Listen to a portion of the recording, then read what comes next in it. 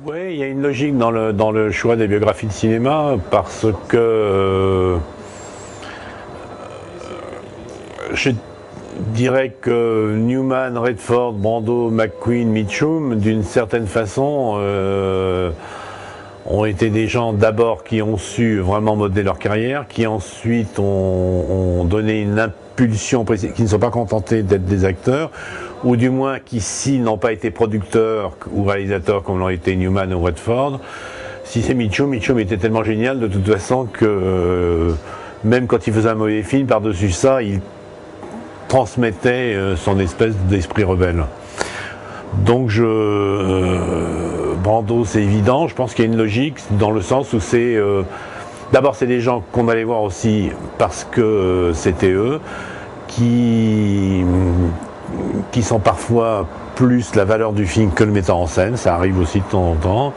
et puis qui ont eu une certaine logique dans leur, je dirais pas combat, c'est peut-être un peu beaucoup, mais en tous les cas dans leur attitude vis-à-vis d'Hollywood, d'un Hollywood un peu pasteurisé, quoi. Oui, le seul livre qui m'intéresserait de faire aujourd'hui, c'est de refaire le cinéma policier français. Parce que c'est un livre qui s'arrêtait en 1981, il s'est passé pas mal de choses. Je trouve que c'est un sujet assez passionnant parce qu'en fait, c'est un sujet assez mal connu. Bon, les gens connaissent les grands noms, mais il y a toute une production, notamment des années 50 du cinéma français policier, qui est plutôt très valable. Mais ça pose un problème, parce que je voudrais le faire comme le film noir, et là j'en profite pour dire ça, c'est que quand vous faites le film noir, les Américains vous donnent les photos en disant merci d'exporter notre culture, et quand on veut faire un film sur le cinéma policier français, tous les ayants droit aux photographes de plateau vous envoient déjà du papier bleu en expliquant que le passage de telle photo ça va coûter 600 balles ou 1000 euros, et que donc ça fait que le budget photo serait déjà 15 fois le budget de l'auteur, et ça pose un problème. Un scénario, j'en ai écrit. J'en ai participé à, en tout cas, 2 téléfilms dont je ne parlerai pas, mais 2 films dont je suis plutôt content, qui est un film russe, ça peut paraître bizarre, qui voulait être le premier film noir russe, Katia Ismailova de Valérie Todorovsky, et également au film de Benoît Cohen, Caméléon.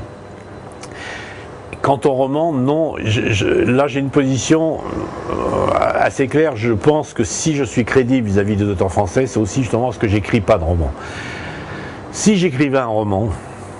et qu'ensuite je vais aller dire, par exemple, j'en sais rien, à Pascal Dessin, Opel, Pagan,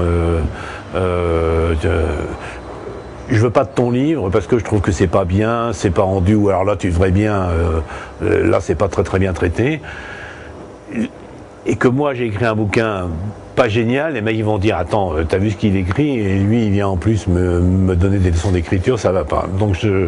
je pense que ma crédibilité sur ce côté-là vis-à-vis d'eux vient sans doute aussi en partie du fait que je ne suis pas un concurrent, même virtuel.